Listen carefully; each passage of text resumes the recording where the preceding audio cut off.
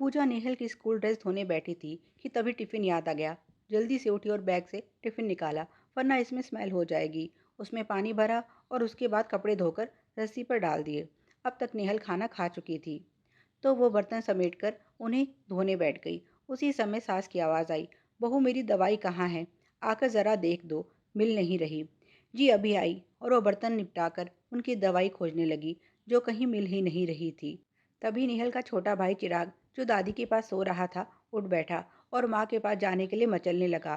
तो दादी ने उसे बहलाने के लिए उसका मनपसंद खिलौना दिया, जिसे उसने फर्श पर फेंक दिया। उसे उठाने के लिए पूजा झुकी, तो बेड के पास सास की दवाई भी मिल गई, जो शायद चिराग की मेहरबानी से ही वहाँ थी।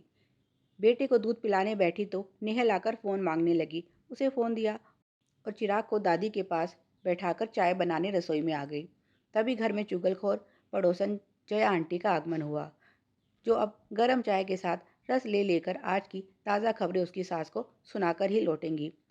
3 कप चाय लेकर जब वो कमरे में पहुंची, तो उसे देखकर वो आदतन बोली, अरे इसकी क्या ज़रूरत थी पूजा, मैं तो अभी घर से चाय पीकर निकली थी। लाओ अब बना ही लाई हो तो 1 कप और पी ली जाए। पूजा को पता है, अगर इनके लिए वो चाय नहीं लाती तो तुरंत कहती, बहू 1 कप चाय मेरे लिए भी बना लाओ। अब तुम दोनों बैठकर चाय पियोगी तो मैं ऐसे कैसे बैठकर तुम्हें देख सकती हूँ?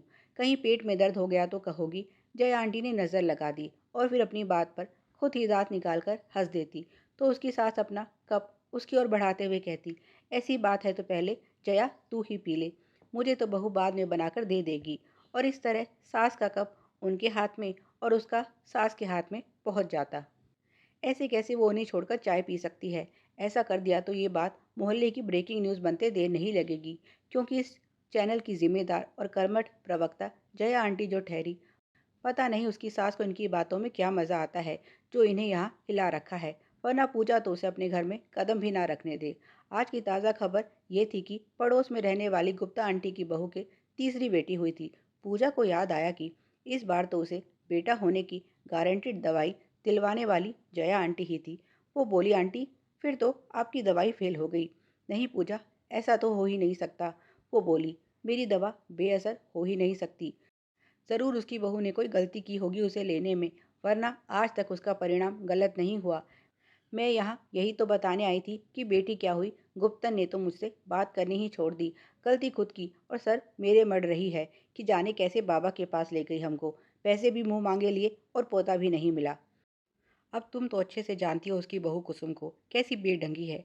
साड़ी तो ठीक से बांध नहीं सकती, दवाई ठीक से कैसे लेती, पास से निकलती है तो दुर्गंध आती है। ऐसी औरत कहाँ नेम पूरे करती? मुझे तो पहले ही शक था, पर पहले बोलती तो बुरी कहलाती।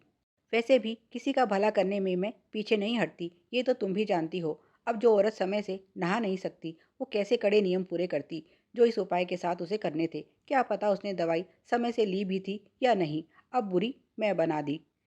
अपना बचाव करते हुए जया आंटी ने सारा दोष बेचारी कुसुम पर डाल दिया। अभी कल तक तो वो बड़ी संस्कारी और अच्छी थी। अब जब उनकी दवा का मनचाहा परिणाम नहीं आया तो उसे ही दोषी बना डाला। यही उनकी चालाकी है। पूजा मन ही मन सोचने लगी, बोल तो ऐसे रही है जैसे पैसे मुझे दिए थे। अपनी गरज में खुद मेरे पास चलकर आई थी, मैं तो नहीं गई थी उसके पास। अब भलाई का ये नतीजा दे रही है। बेटी होने पर तो बुराई दे दी, पोता होता तो क्या मुझे सोने की अंगूठी देने का दिल था इसके पास। अब जया आंटी गुस्से में थी। दूसरों की बुराई करने वाला अपनी बुराई हजम नहीं कर सकता। पूजा ने कितनी बार सास को समझाया है कि इनसे ज़रा दूर रहा करो। जैसे ही दूसरों की बुराई आपके आगे सुना जाती है, ऐसे ही हमारी भी किसी के आगे गाती होगी।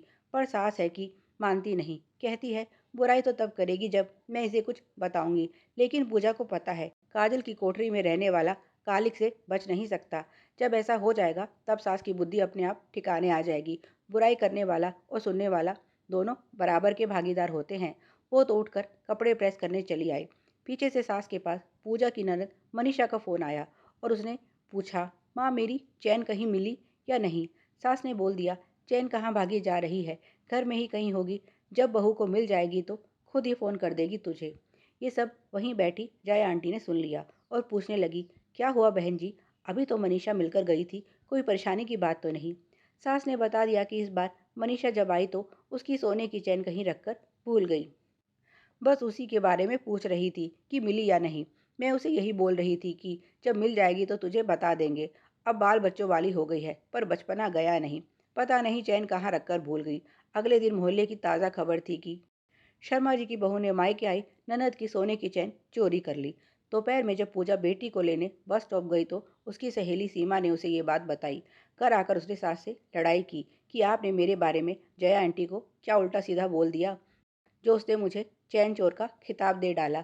तब सास को कल की कही अपनी बात याद आई और उन्होंने बहू को सब बताया कि ऐसी तो कोई बात उन्होंने नहीं कही थी।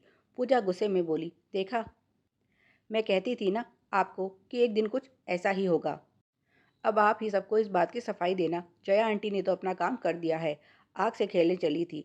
ऐसे में अपने हाथ तो जलने ही थे। वैसे भी उन्होंने मेरे बारे में गलत बातें उड़ाई हैं। आपको तो कुछ कहा नहीं। आप ऐसे ही दूसरों की बुराई का रस लेती रहिए जब तक वो आपके बारे में भी कुछ ऐसा ही जुमला नहीं फेंकती।